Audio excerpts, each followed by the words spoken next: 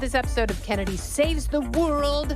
So it's about to get nasty down in lower Manhattan at former President Trump's criminal trial. Michael Cohen has been a very good little boy, if you listen to some of the legal analysts on CNN and MSNBC. He has just been a model witness for the prosecution, minding his P's and Q's, staying calm, answering questions, and that's because he is their last best hope of destroying the Trump campaign. This is the best they've got, and Michael Cohen is a talentless big dummy. And he's in this position because he hates Donald Trump. It was very interesting because when he first started testifying, they were running you through the history of his work with Donald Trump, and he started crying. It's like, it was like a big family. And, Donald Trump has been a star for a long time, and he's like a drug. People in his orbit are, for better or worse, addicted to him. When he kicks you out of that orbit, like he is like a solar heroin needle. He is just, he's got addictive chemicals in his being. And once you get a hit of it, you just keep going back for more. And he's warm and heliocentric. And once you leave that stardom, you are in the shade, and it is cold, and that's what happens. And people turn on him, and, they claim they had Stockholm syndrome, and they were coerced into helping the president out. Doesn't matter who it is. Anthony Scaramucci. Now we're seeing this from Michael Cohen, Omarosa. Same thing. She's like, oh, he's so gross and weird. I can't believe I ever worked there.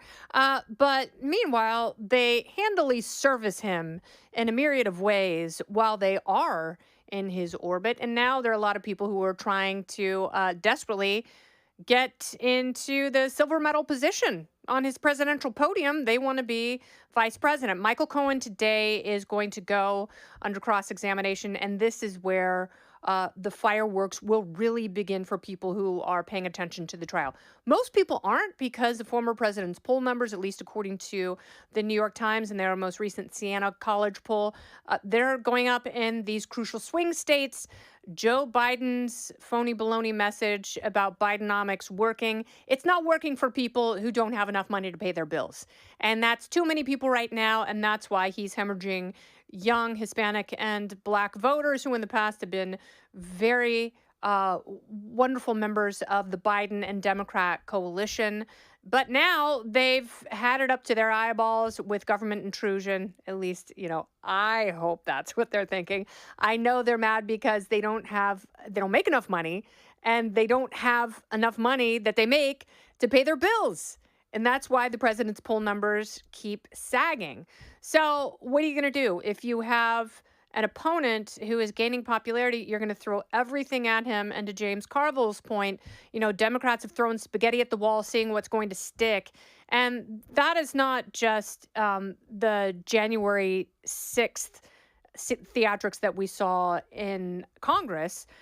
That's also, these trials from Fani Willis to Alvin Bragg, people piecing together these complex legal quilts, hoping to smother Donald Trump out of existence. So far, it's not working. And even if the former president is convicted here, I don't know how much damage it does. Michael Cohen needs a victory in court. He needs to monetize this moment. That's why he has been on TikTok. He's selling shirts. He's teasing a reality show, which no one wants, no one should pay for, because no one will watch. And he needs to, the victory isn't going to come for the prosecution, because they have coached him. They told him exactly what to say, how to respond. They've run him through everything. It's all very, very well rehearsed and predictable. He's going to have a meltdown, as he has in the past, under cross-examination. And that's where you will see his desperation manifest. Don't go anywhere. More Kennedy Saves the World right after this. And, I have not voted for Donald Trump in the past. I don't know that I will now. It depends what happens in various parties, including the Libertarian Party. I know RFK Jr. has been intriguing to a lot of my friends. And it's interesting because back to that New York Times poll, when they don't insert RFK Jr., President Trump does really well. But when he's in the mix, it is a totally different ballgame. And they need to talk to likely voters about how they would vote if it were, in fact, a three-way race. And I hope that RFK Jr. gets enough polling that he can actually get on stage during the formal presidential debates. And if not, then go debate Donald Trump at the Libertarian National Convention. I would love to see it. I would love to moderate it. We'll see what happens there. But for now, I think Cohen is going to be his own great undoing. He's already a perjurer, as the Speaker of the House, Mike Johnson, pointed out. He and some of his Veep Stakes buddies have been in front of the courthouse expounding about the former president's enemies. So Vivek Ramaswamy was there. Of course, Mike Johnson, Byron Donalds was there. Rick Scott was there a couple days ago. We might see Tim Scott on the courthouse steps having his own sort of de facto press conference taking aim at Donald Trump's enemies. And, President Trump said on Clay and Buck that he's not going to pick a VP until the convention, which is not until mid-July. And I think that's fantastic. That's the way it should be. Keep people on their toes. Keep these people auditioning, let them implode, and then we'll see where the chips actually fall. It means that the former president has not made up his mind. He's got some very eager and loyal people around him, and we'll see what kind of case they can make for themselves, for the former president and some of these legal proceedings, but most importantly, for the country, because whoever is the vice president is probably going to be president for one reason or another, if you just want to look at actuary tables. That's all I'm going to say about that. They have a lot to say about the former president, and they are very strongly making their case before the cameras and before the American people. Not Kristi Noem, though. You saw Doug Burgum.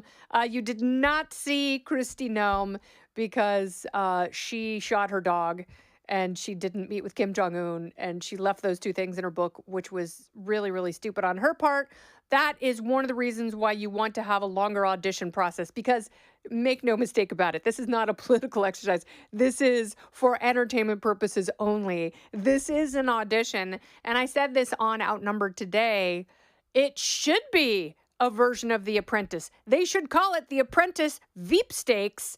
And, we should make a national contest out of it to see who could really withstand that kind of scrutiny, in addition to politics, paying attention to issues, voting in Congress, running their own states, hopefully not into the ground, and making a case to people that they would, in fact, be the best next leader of the free world.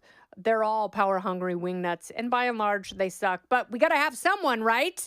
So that someone today is Michael Cohen on Cross. We will all be watching for that. I will be writing about it in the Daily Mail. That should be up tomorrow, and we'll see what happens the rest of the week. It's only getting good. So if you thought the national binge watching of politics ended with the 2020 presidential election, boy, were you wrong. I remember in 2014 when it used to be kind of boring covering the news, and now there's almost too much to cover.